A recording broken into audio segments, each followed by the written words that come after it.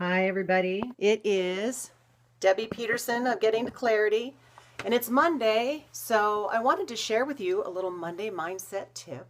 And today we're talking about, hey, Steve, we're talking about not caring what other people think.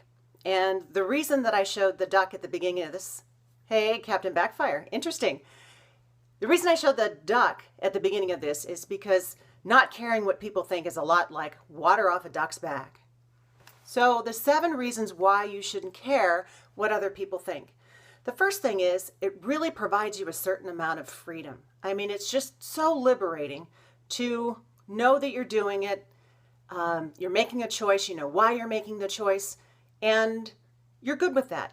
Everything that you need is internal, and you've made your decision, and there's a freedom. You don't have to care what anybody else thinks. Another thing that you need to keep in mind is that everybody, so this would be number 2, everybody creates their own reality inside their head. So what you see in the outside world is a result of what goes inside your head.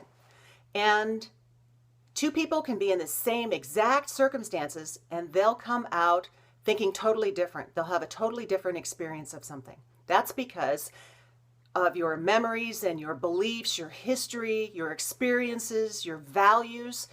You have filters that you look at things differently and you create a different experience. So you have to know that when you are caring about what someone else thinks, what they think is a result of their own reality, and it has nothing to do with yours.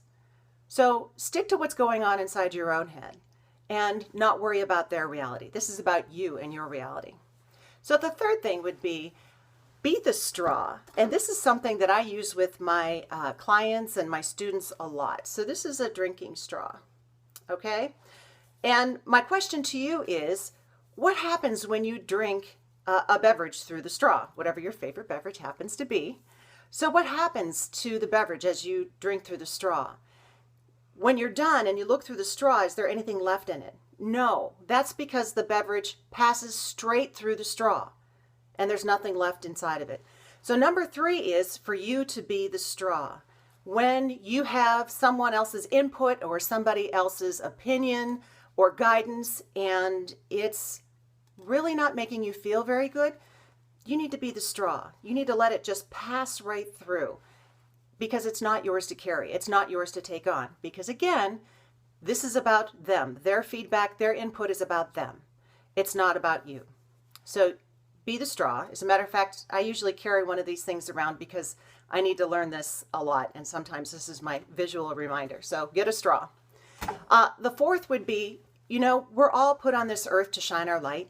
We all have special gifts. Maybe some of us have found ours. Maybe some of us haven't.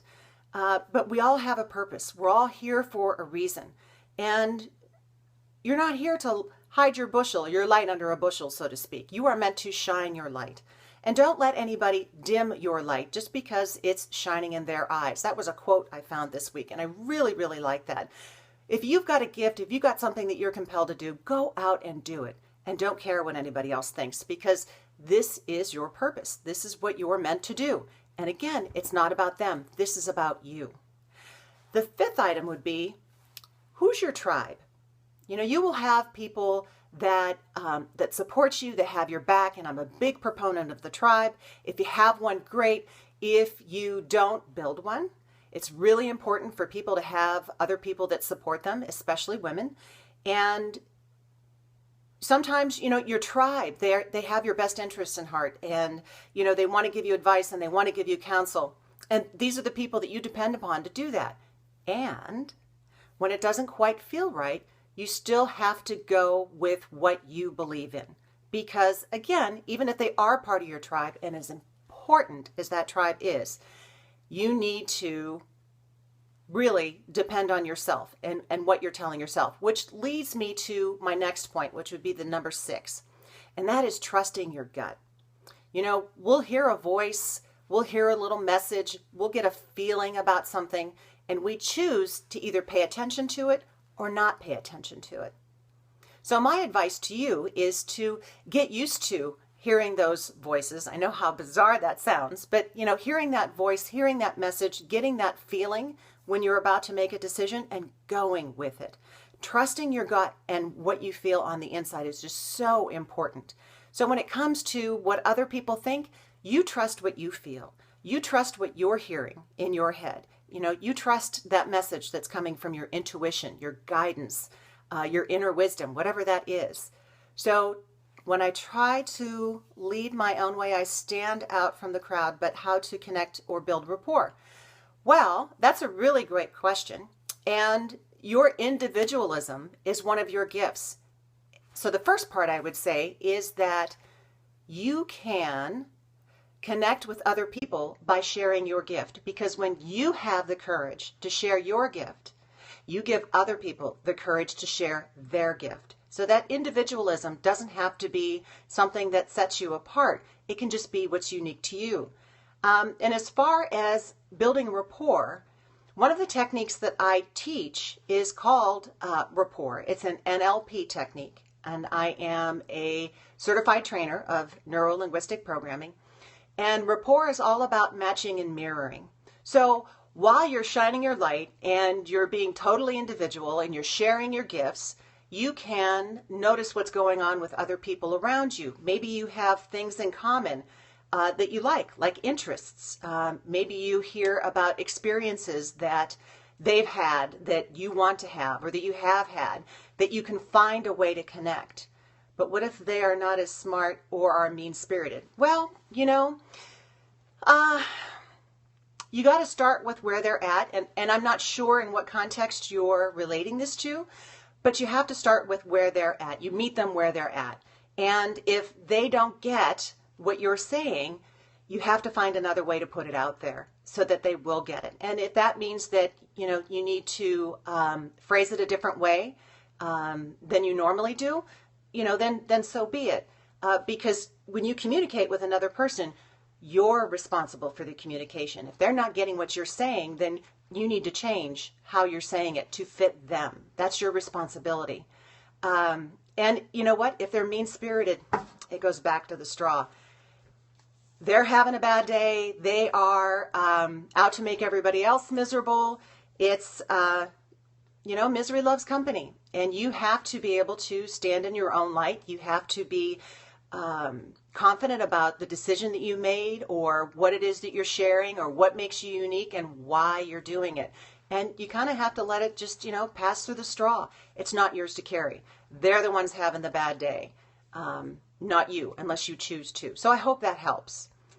And then the seventh step would be to get out of your comfort zone.